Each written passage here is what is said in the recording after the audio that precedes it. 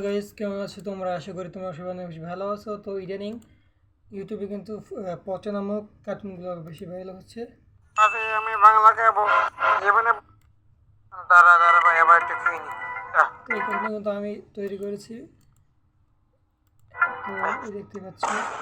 তো তোমরা কেউ তৈরি করো এবং তোমরা পচা ক্যারেক্টারটি কোথায় পাবে, যেমন এই দেখাচ্ছি তোমাদের। এই পচা ক্যারেক্টার কিন্তু আমি নিজে তৈরি করেছি। এইটি পচা ক্যারেক্টার,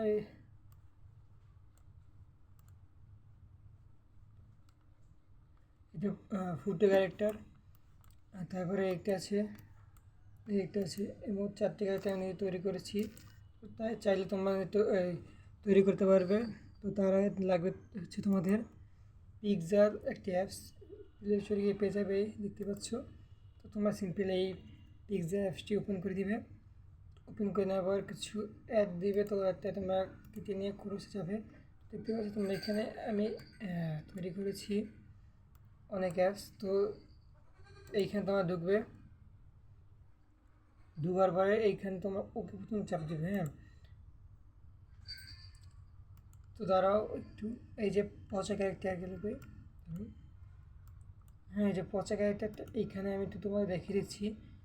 তোমার এখানে এই যে দেখতে পাচ্ছ, এখানে মোট 4টি লেয়ার আছে, মোট 4টি লেয়ার।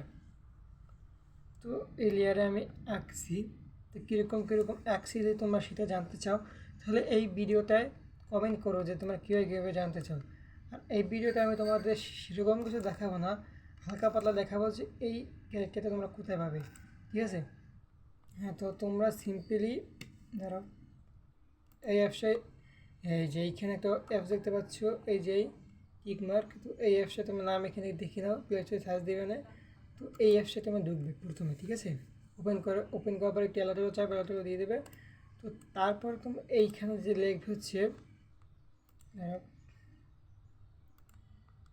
এই যে এইখানে তোমার লিখবে যেমন পচা ক্যারেক্টার। হ্যাঁ, এইখানে